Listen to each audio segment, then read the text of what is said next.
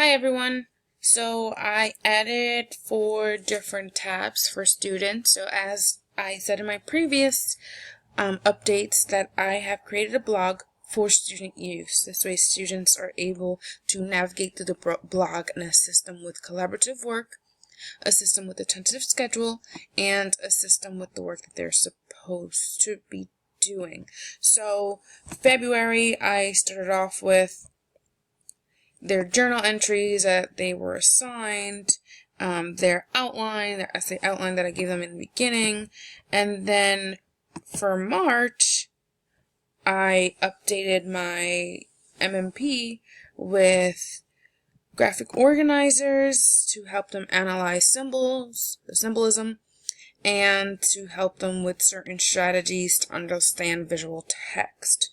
I gave them a few lessons, and I also gave them the standard. So, for my updates, right now we are in the process of writing our essays, and a lot of students are struggling. It's very difficult to write a synthesis or argumentative essay.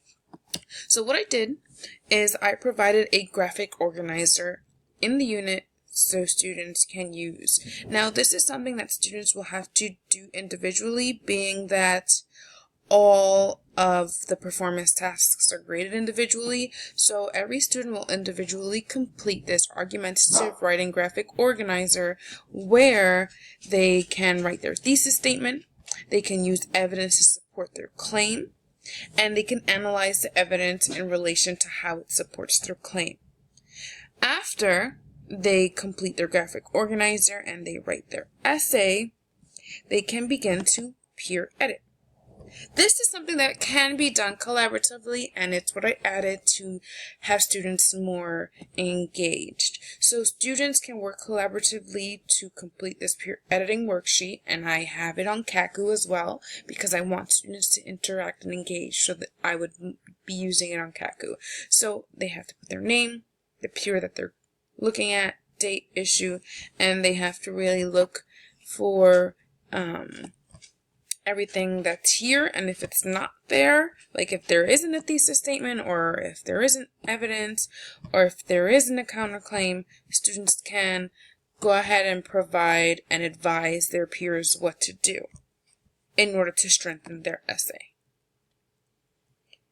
Now, after students have fully completed their essay, I want them to present their essay. And essentially, I want them to present the most important parts of their essay, which is their thesis, evidence, and analysis. So what I did is I put an Animoto exemplar for students to look at, for students to watch, and for students to get an understanding of how to create one and what it's supposed to look like, what the model is supposed to look like. So we'll be going over this in class, but I'll show you what I created for the students in order for them to follow along in creating an exemplar. So students can watch the YouTube video, and it walks them through the process of the model of what it's supposed to look like. For some reason, it's taking a little long to load. Here we go.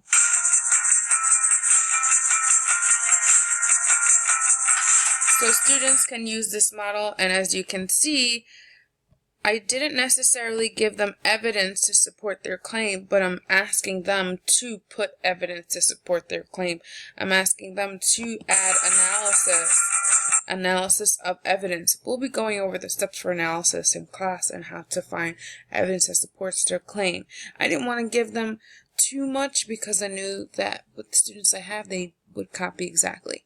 So then here we have, finally, is a self-evaluation sheet where students evaluate themselves and their performance in class. So this is another new added piece where students have to evaluate the final version of their tasks and the process that it took, and to evaluate their own strengths and weaknesses and how to improve their strengths and weaknesses. The evaluation, I have yet to ask the students if they would like to share their self-evaluation or if they would like to keep it personal. It's all up to them. If they would like to share, then I would have students have full access to their responses. If they do not want to share, then I will just have full access to their response.